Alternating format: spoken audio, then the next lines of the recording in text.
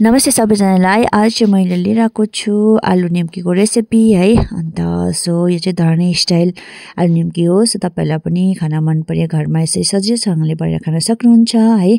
मैले चाहिँ 1 टेबलस्पुन लिएको छु यहाँनेरि बेसन। अन्त त्यसमाथि चाहिँ कस्तुरी लाल मिर्च है। तपाईले यहाँनेरि कस्तुरी लाल मिर्च अलिकति थोरै अन्त त्यसमाथि फुड कलर पनि लाउन सक्नुहुन्छ कलरको लागि है। अन्त यसलाई चाहिँ मज्जाले पानीमा फिट्नुपर्छ है। अन्त यहाँनेरि चाहिँ मैले कराईमा तेल लगाए अनि त्यसमाथि चाहिँ यहाँ टमाटर प्युरीलाई मज्जाले घोल लगाए है। घोलले यसरी अन्त यो टमाटर प्युरी चाहिँ एकदमै राम्रोसँगले पाक्न दिनुपर्ने हुन्छ, नभए फेरि ठस्स गनाउँछ नि त।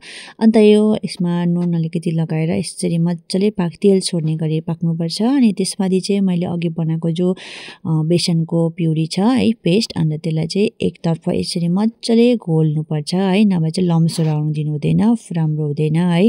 अन्त यसमा थोरै अलिकति पानी लगाएर अन्त विस्करको सहायताले तपाईले यसरी मज्जाले फिट्नुहोस् है। एकदमै मज्जाले फिट्नुपर्छ। यो चाहिँ तपाईले त्यो चटपटे बनाउँछ नि, चटपटे सस सेम त्यही प्रोसेस हो है। अन्त अलिकति यसमै भिनेगर लाउँदा पनि हुन्छ। मैले चाहिँ अलग्गै निकाल्नु पर्ने थियो अमिलो नहालिकनको, त्यही भएर चाहिँ मैले स्किप गरेको छु अहिले चाहिँ। अनि त्यसमाथि चाहिँ मैले अलिकति जिराको धुलो लगाइदिएँ है। यहाँनिर भाँडामा चाहिँ मैले उसिनेर राखेको आलु पिस पिस काटेर हालेँ है। अनि त्यहाँ माथि चाहिँ मैले लगाएँ चप गरेको प्याज है। अन्त त्यसमाथि खुर्सानी तपाईको अब कति पिरो खानुहुन्छ त्यो अनुसारले है। अनि त्यसमाथि लगाइदिए भुजिया है। अन्त त्यो पनि तपाईको इच्छा अनुसारले कुनै पनि भुजिया लाउन सक्नुहुन्छ है। आलुको भुजिया चाहिँ राम्रो हुन्छ। अनि त्यसमाथि चाहिँ अघि बनाएको सस चाहिँ यसरी मज्जाले लगाइदिए है। ससमा चाहिँ कलर नभएर अलिक फिका देख्दैछ, कलर लाउँदा चाहिँ दामी हुन्छ, तर अब खानु त राम्रो होइन, यस्तै प्लेनै राम्रो है। त्यसलाई मज्जाले यसरी मिक्स गरेँ है।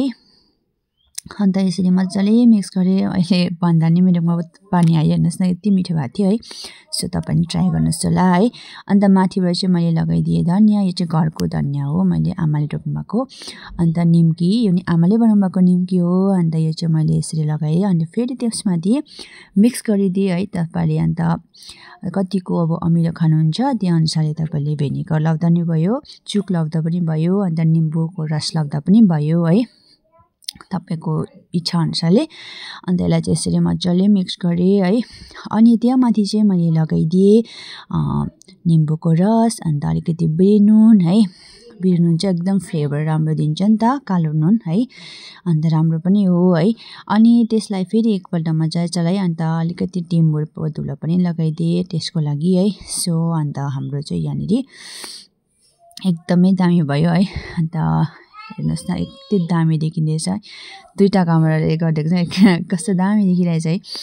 अन्त सो है एकदम आलु निम्की चाहिँ एकदमै दामी भएको थियो। सो तपाईलाई पनि बनाउनु मन लागे यो रेसिपी हेरेर बनाउन सक्नुहुन्छ। मन परे लाइक शेयर अनि सब्स्क्राइब गर्न नबिर्दिनुहोस् होला है। हामीले चाहिँ चियासँग इन्जोय गरेँ है। सो आजको लागि यति नै, बाइ बाइ।